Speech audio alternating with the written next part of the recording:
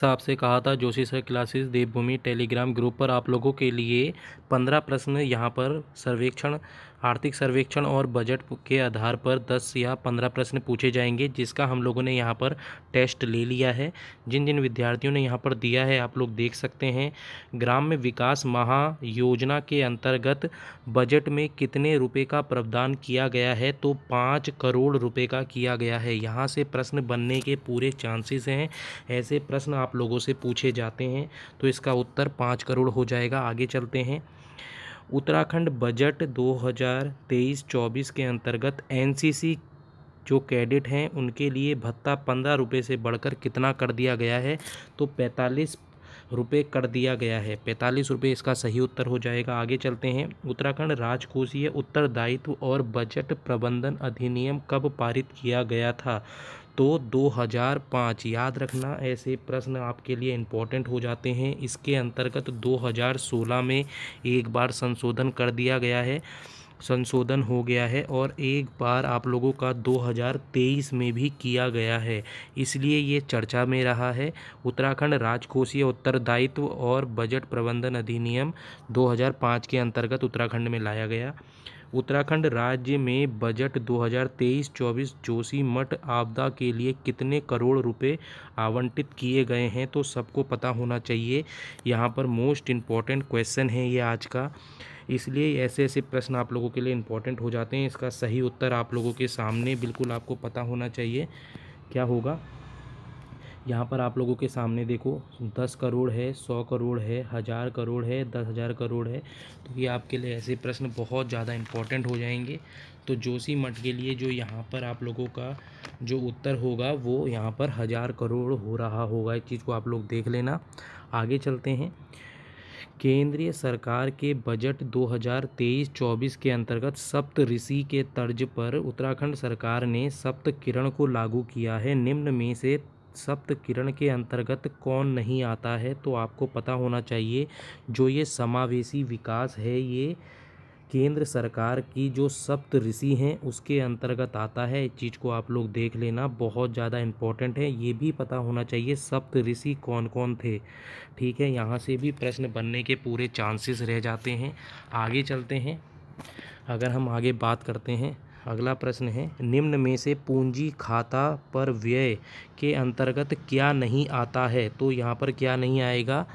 ये 3 ऊपर के तो आते हैं, याद रखना। पूंजी जो पूंजीगत खाता व्यय होता है या खर्च होता है, उसके अंतर्गत पूंजीगत परिव्यय, ऋण में अदायगी, ऋण और अग्रिम जिसको लोन और एडवांस कहते हैं, ये तीनों आएंगे, बाकी ये नहीं आएगा। ठीक है, आगे चलते हैं। उत्तराखंड का बजट 2023 और 24 का कुल बजट पिछले वर्ष की तुलना में कितना रहा। मोस्ट इम्पॉर्टेंट क्वेश्चन कहूँगा मैं इसको, यहाँ से प्रश्न बन सकते हैं। 18.05%। देखो, आपको पूरा अच्छे से आर्थिक सर्वेक्षण और बजट के सारे प्रश्न करके जाने हैं। यहाँ से आपको 3 से 4 प्रश्न आपके आगामी परीक्षा में देखने को मिल सकते हैं। आगे चलते हैं। उत्तराखंड में प्रेमचंद अग्रवाल ने वित्त मंत्री द्वारा कितनी बार, देखो आप लोग जानते हैं जो प्रेमचंद अग्रवाल हैं वो वित्त मंत्री हैं, उन्होंने कितनी बार बजट पेश किया है, तो 2 बार किया है। याद रखना, यहाँ से भी प्रश्न बन सकता है।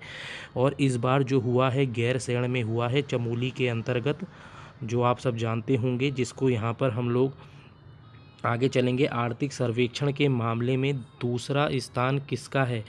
यहाँ पर जो मसाले के अंतर्गत जो आर्थिक सर्वेक्षण है उसके अंतर्गत जो मसाले हैं, मसाले में यहाँ पर जो दूसरा स्थान है वो हल्दी का है, पहला स्थान अदरक का है, तीसरा स्थान लहसुन का है।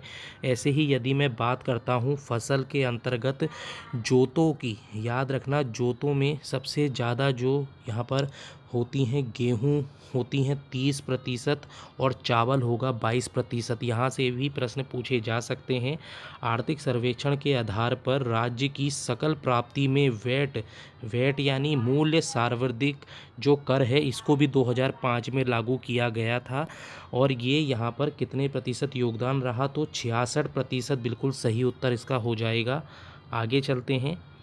अटल आवास योजना बहुत ज़्यादा इम्पोर्टेंट है। देखो, ऐसे प्रश्न डायरेक्ट पूछे जाते हैं। 2009 के तहत लाई गई मोदी या फिर पीएम आवास योजना जो लाई गई है वो 2014 के अंतर्गत लाई गई है अगस्त में।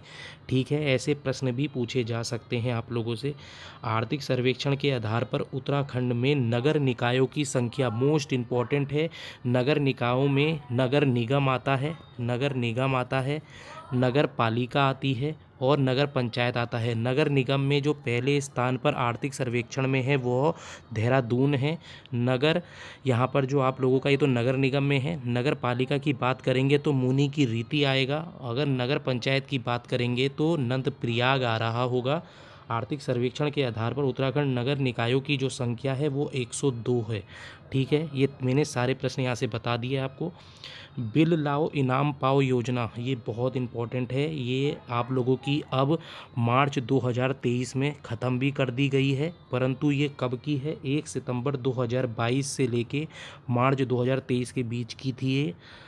आगे चलेंगे। मुद्रास्फीति मापन के लिए उपभोक्ता मूल्य सूचकांक को उत्तराखंड में कब लागू किया गया? तो यहाँ पर 2014 बिल्कुल सही उत्तर है।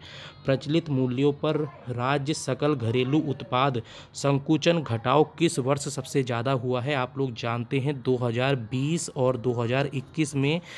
अगर हम बात करते हैं जीडीपी भी आप लोगों की यहाँ पर वी हुई है, यानी आप लोग जानते हैं बिल्कुल ग्रोथ से नीचे यानी माइनस में रही है, ये आप लोग समझ लेना। और वहीं पर आपका सबसे ज़्यादा होगा इसका सही उत्तर 2020 और 2021 है, क्योंकि यहाँ पर कोविड-19 आया था। आगे चलते हैं। 2021 और 22 में प्रति व्यक्ति आय कितनी रही है? मोस्ट इम्पॉर्टेंट है ये, 2021 और 22 की पूछ रहा है। ठीक है, तो कितनी हो जाएगी? 2,05,000, यहाँ पर 2,05,840 रुपये हो जाएगी। यदि हम बात करते हैं 2022 और 23 की तो 2,33,000 होगी। तो यहाँ पर कितने प्रतिशत बढ़ा है? 10 पॉइंट से ऊपर यहाँ पर आपको देखने को मिल रहा होगा। आगे चलते हैं। आर्थिक सर्वेक्षण के आधार पर राज्य की आर्थिक विकास दर 2021 से 22 के मुकाबले 2022-23 में कितने प्रतिशत रही? यहाँ से मैं प्रश्न बार बार पूछे जाते हैं, याद रखना। कितना है? 0.04। अब ये कैसे आई है इसको आप लोगों को बिल्कुल अच्छे से समझना पड़ेगा। इसके लिए आपको मेरी पूरी वीडियो देखनी पड़ेगी। ठीक है, आगे चलते हैं। आर्थिक सर्वेक्षण के आधार पर अर्थव्यवस्था के किस क्षेत्र में योगदान सबसे ज़्यादा है? तो केंद्र स्तर की बात कर रहा है। यदि मैं उत्तराखंड की बात करूँगा तो उत्तराखंड में हमारा द्वितीय क्षेत्र का सबसे ज़्यादा है, परंतु केंद्र क्षेत्र में तृतीय क्षेत्र का सबसे ज़्यादा हो जाएगा। आज का लास्ट प्रश्न है। यदि आपको हमारी वीडियो पसंद आई हो, यदि आप हमारे टेलीग्राम ग्रुप से जुड़ना चाहते हैं, जोशी सर क्लासेस देवभूमि से आप लोग जुड़ सकते हैं। यहाँ पर फ्री में आपके लिए एक एक टॉपिक पूरा ख़त्म करवाया जाएगा। 50 दिन है। यदि आप हमारे साथ बने रहेंगे तो शायद आप लोगों के प्रश्न जब आप परीक्षा में कर रहे होंगे तो आपको अच्छे लगेंगे। आगे चलते हैं। आर्थिक सर्वेक्षण के आधार पर अर्थव्यवस्था के क्षेत्र में प्राथमिक क्षेत्र कितना प्रतिशत योगदान रहा है? तो ये बहुत ज़्यादा इम्पोर्टेंट है। ये आप लोगों का 12.36 सबसे कम रहा है, याद रखना। केंद्र में भी और आप लोगों का यहाँ पर अगर बात करता हूँ उत्तराखंड में भी सबसे कम प्राथमिक क्षेत्र का है। जब स्टार्ट हुआ था हमारा स्वतंत्र भारत तो सबसे ज़्यादा कृषि क्षेत्र का था। ठीक है, क्योंकि हमारा अब धीरे धीरे डेवलप कंट्री बन रही है तो इसलिए तृतीय क्षेत्र की ओर हम ज़्यादा बढ़ोतरी कर रहे हैं। आशा करता हूँ आपको आर्थिक सर्वेक्षण और हमारे जितने भी बजट के संबंधी प्रश्न थे पूरे समझ में आए होंगे। आप हमारे टेलीग्राम ग्रुप से जुड़ें। ऐसी छोटी छोटी जानकारी के लिए जोशी सर क्लासेस देवभूमि को लाइक और सब्सक्राइब करना ना भूलें। Thank you, ta ta, good bye.